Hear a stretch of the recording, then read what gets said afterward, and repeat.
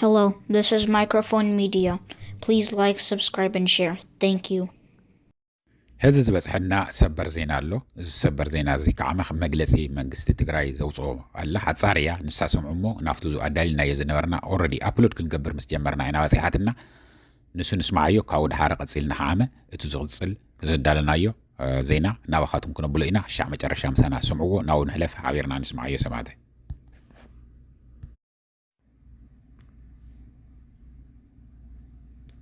ህዝብ ትግራይ ባህሉ ቋንቋ መንነቱ ታሪኹን ክብሩን አቅቡ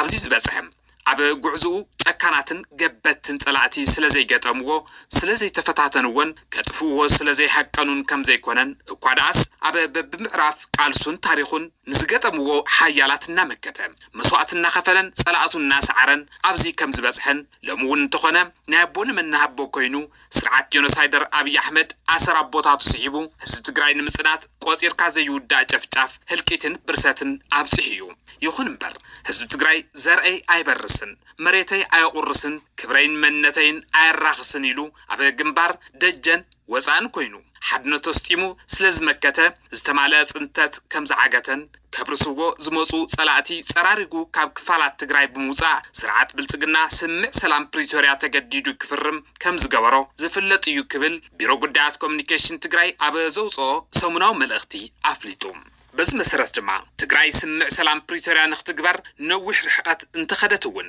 ስርዓት ብልጽግና ብዝፈጠሮም አንቀፍትን መፍረስትን ተግባራት ክሰምር ከም ዘይከኣለን ስምዕ ሰላም ፕሪቶሪያ ዘፈራሮም አካላት እውን ተኾኑ ብዝተገበረሎም ትጽቢት ልክዕ ሓላፍነቶም ክፍጽሙ ኣይከኣሉን ስለዝኾነ እውን ድሕሪ ብዙሕ ትዕግስትን ምሕፀንታን እቲ ስምዕ ከም ዝፈረሰ ብምርዳእ ብህዝቢ ዝተመረጸ መንግስት ትግራይ ናብ ቦትኡ ተመሊሱ ክመርሕ ተወሲኑ ናብ ምዕራይ ተኣትዩ እዩ ዝበለ ሰሙናዊ መልእኽቲ ቢሮ ጉዳያት ኮሙኒኬሽን ትግራይ መሰረት እዚ ድማ ብሔራዊ ክልላዊ መንግስት ትግራይ ከም ብሓድሽ ሓቋፋይን ኣሳታፋይን ብዝኾነ መልክዑ ተመዓራርዩ ቤት ምኽሪ ፈጻሚት ስራሕ ኣጣይሹ ናብ ስራሕ ከም ዝኣተወን ብሔራዊ ክልላዊ መንግስት ትግራይ ውሽጣዊ ዓቕምን ዓርሰ ምርኮሳን ብምጥንኻር ግዝኣታዊ ሓድነት ትግራይ ብምርጋጽ መኸተ ብምሉእነት ብምዕዋት ኣብ ትሕቲ ወረርቲ ዝሳቐ ዘሎ ህዝቢ ሓራክ ወፅእ ዝተሰደደን ዝተመዛበለን ህዝቢ ናብ መረበቱ ክምለስ ምግባር ቁልፍ ኣጀንድኡ ገይሩ ኣብ ምስራሕ ከም ዝርከብ ሓቢሩ ይኹን እምበር ጆኖሳይዳዊ ስርዓት ብልጽግና ጎና ጎኒ ምፍራስ ስምዕ ሰላም ፕሪቶሪያ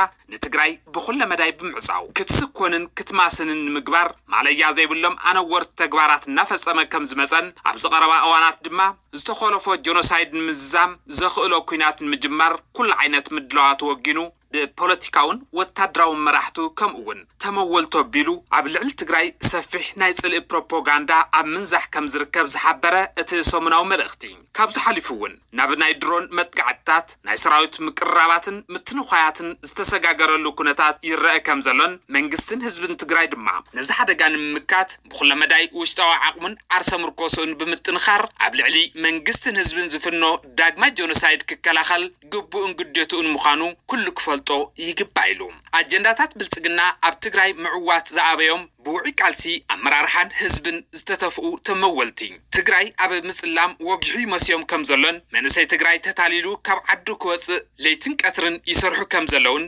ብምፍላጥ ይኹን ብዘይምፍላጥ ገለ ወገናት እውን ገበናት ጆኖሳይደር ስርዓት ብልጽግናን ሓሻኽሩን ዝሽፍን መኸተ ህዝብ ትግራይ ዝዕንቅፍ ተግባራት ይፍጽሙ ከም ዘለውን ይኹን እምበር ተታሊሎም ዝወፁ መናእሰይ ካብ ሰይፍን ሓውን ካብቲ ንተጋሩ ከም ዘርኢ ዝጸልእ ስርዓት ከም ዘየምልጡ ክፈልጡ ይግባእ ዝበለ ሰሙናዊ መልእኽቲ ቢሮ ጉዳያት ኮሙኒኬሽን ትግራይ ክብረትን ጅግነትን ምስ ህዝቢ ኸ እዩ እሞ ደጋጊሞም ክሓስቡን ዓዶም ክምለሱን ከም ዝግባእን መንእሰይ ትግራይ ብልጽግና ካብ ዘካይዶ ዘሎ ግፋ ክብርን ሞራልን ተጋሩ ዝግህስን ንጸገም ጥዕና ዘቃልዕ ተግባራት ዓርሱ ከድሕን ብቐንዱ ግና ፍትሓዊ ቃልሲ መኸተ ህዝብ ትግራይ ንኽዕወት ዘኽእልዎ ሕልፍን ትርፍን ምኽንያታት ስለ ዘለውዎ ናይ ግድን ክዕወት እዩ እንተኾነ ግና አንጻር ቃልሲ መኸተ ህዝብ ትግራይ ምስ ጆኖሳይደር ስርዓት ብልጽግና ተሰሊፎም ነውሩ ዝፍጽሙ ዘለዉ ኣካላት ናይ ግዜ ጉዳይ እንተዘይኮይኑ ካብ ናይ ታሪክ ሞራልን ሕግን ተሓታትነት ፍጹም ዘየምልጡ ምዃኖም ክፈልጡ ይግባእ ኢሉ ሕዚ እውን እንተኾነ መንግስትን ህዝብን ትግራይ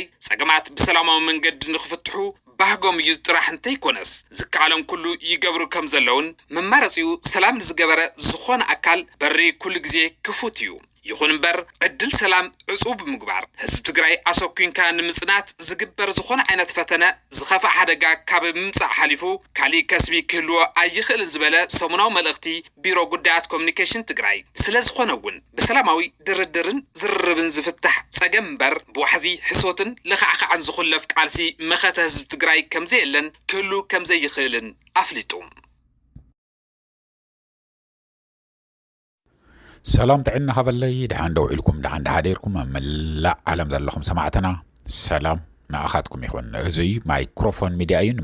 ميديا حدش صغنكم كعامان قاعدة هنا مساهم النالنا ناي كل شعب من مستي ناي زويت 7 أكالكم إنكم تقصلوا سبسكرايب زي جوركم سبسكرايب قبروا لايكن شيرن غيركم نخصهم عوون بخبري نعدمكم سمعتنا بارك زي كابلنا وانا وزغونه حدا سبر زينا لنا هم تريو زلهم ناي أورومو ججف سراويت ناب عفار آتيولو انت عينت سراوتي زي من تعيين عفار آتيزولو بإرترا أنفت ناي عفار تقاهم تحايلي أمو جوجزلوهم آتيومني قالهم نعاتهم كلا خالديز مصدلو ويستقراي كورريو سمعنا ينقرات اللو نسو مئتاو سراوتي زي جن كاب عفارون الرقاقيزنا لنامو شعمج الرشام ساناس أنيخم سمعوه ناولكو لايك غيركم جمروا سمعتي دهست زغوانا حباريتها هذينا نركب دلنامو لايك انت غيركم وو يوتيوب كعم بسفي زرقي فوتو على انت خريو ناي عالم محبرسب وانت حبيخا زقبر نجر كم زي اللي خنا الرقاقص قولو سلن دلنا عبي احمد تلايك مقبار يترسعو كالي من نحاتو نجر يلن زين نوالكم باركس نافتو زرزرو نحلف حابيرنا نسمع يلو ما عند خام معراب تقراي سمعنا يلو بتعامي زقرم زي سدمم يمكم ازوم هزب زي امسي تايم مو انا بلوم قتيله مخاطري سانتي قريتو سكرين ناتا يزولكو امزياتهم زغلي چفچفهم زغلي ترئيو تسمعو زي فلت ماي كادرا هزبنا چفچفهم لما عند خعامه ناي نصانت بعال النولو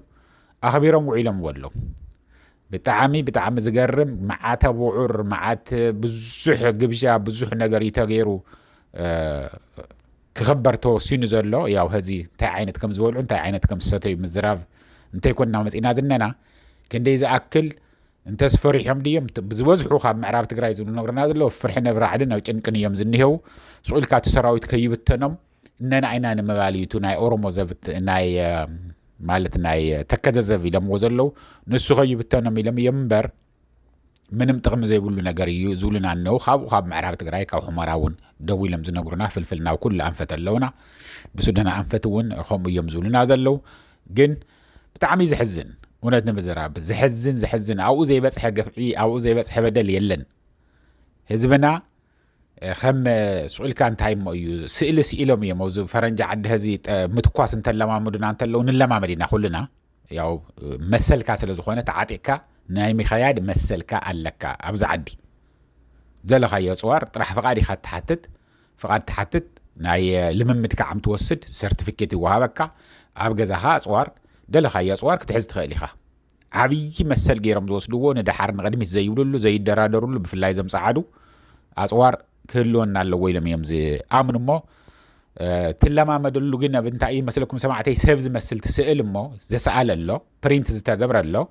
هذه تارجت تغورو ابكسر ابرسو خبابه بكسادو خبابه كودو خبابه اغرو خبابي توقعو تخبى نغير له سنسانت انت ጨሚት ካወቀ ያዩ ኢሎም ይፍትኑ ኻበው ኣብ ምዕራብ ትግራይ ግን ኣብ ማይ ካድራ ግን ሰብዮም ሰብ ህይወቱን ሃለወ ኣብኦም ኣሲሮም እዮም ተለማሚደምሉ ጥኑሳተ ይቀሪ ሓራሳተ ይቀሪ ሓንካሳተ ይቀሪ ጥዑያተ ይቀሪ እዮም ጨፍጭፈምዎም ዘይተገብረ የተሰርሐ ነገር የለን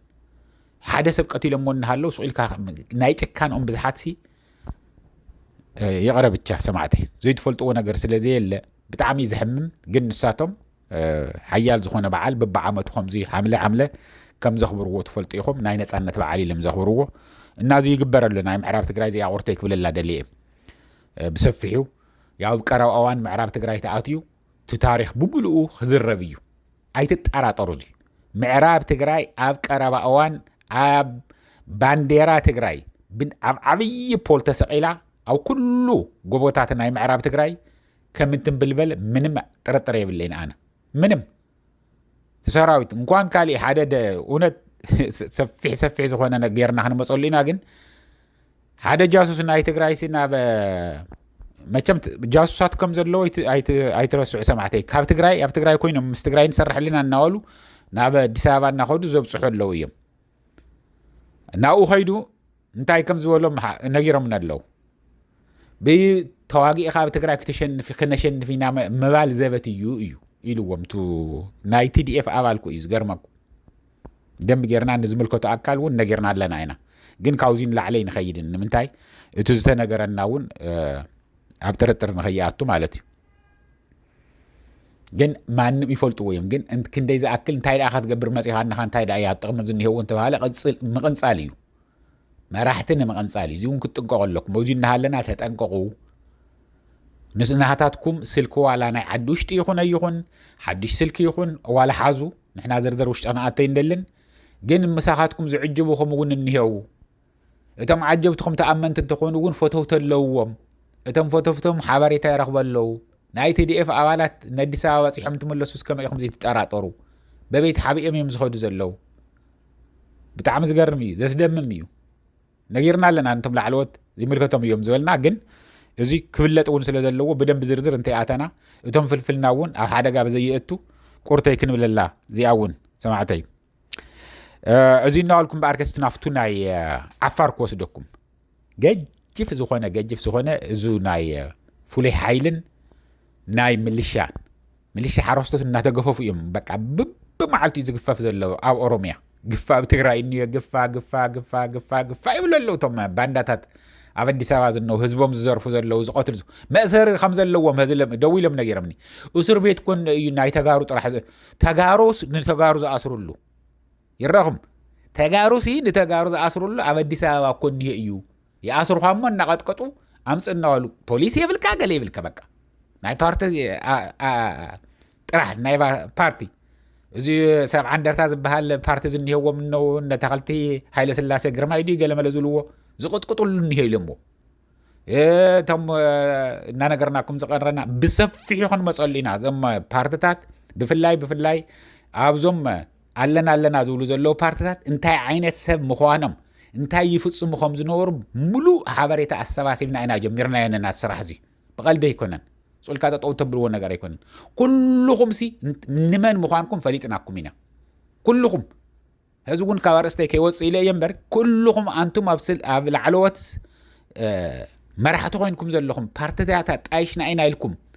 እንመን ምዃንኩም እንታይ ከም ዝገበርኩም እንታይ እናገበርኩም ከም ትውዕሉ እንታይ እናገበርኩም ከም ተምስዩ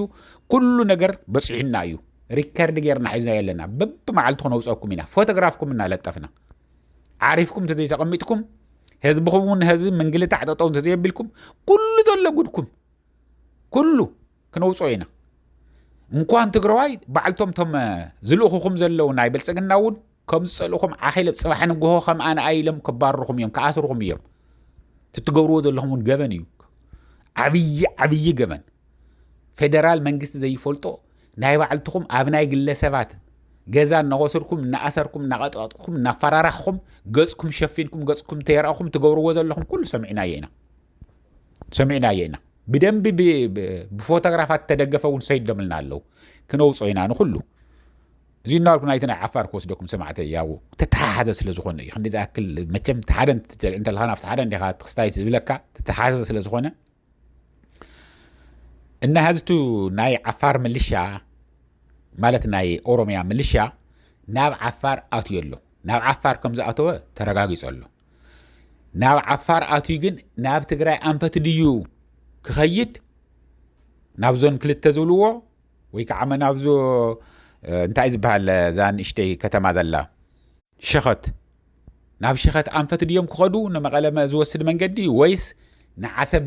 መንገዲ እዮም ክኸዱ እዚ ተረጋገፀ ገና ዝተረአየ ነገር የለን ኣዙ የረጋግፅኩም ደውሉልና ኢልና የመለና ካብ ዓፋር ዝንእኹልና ዝድውሉልና ዝሰዱልና ብዋትስኣፕ ብጣዕሚ ብዙሓት ኣለዉ ብቋንቋ ዋላንቲ ዝተረዳድኣና እናተሰባበረ ብደንብ ጌርና ንረዳዳ ኢና ብፎቶግራፍ ተሓገዘ ብቪድዮ ተሓገዘ እዮም ዝሰዱልና ብጣዕሚ ኢና ነመስግን እዚ ከዓመ ንዓፋር ህዝቢ እውን ዓብይ ውዕለታ ኢኹም ትውዕሉ ኣለኹም ኣብ ዓፋር ኮይንኩም ሓበሬታ ትሰዱልና ዘለኹም ማለት እዩ እና ህዚ ግን ብብዝሓት እዮም ዞም ቁጥሮም ተርእዩ ተሰሚዑ ይፈልጥን እዮም ዝብልዎም ዘለዉ ተገዲዶም ዝመፁ እዮም እዚኦም ተዋጊኦም ለውጥ ከምጽ እዮም ኢልና ምንም ነገር ሓሳብ የለን ተዋጊኦም ለውጥ ከምጽ እዮም ዓወት ክረኽቡሉ እዮም ኢልካ ነው መዝሓል ዓረር ነው ክኾን እዩ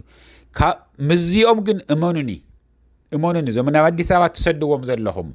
እንካብ ትግራይ ነዲስ አበባ ዝስደድ ዘሎ ነዲስ አበባ ዝኸይድ ዘሎ መንእሰይ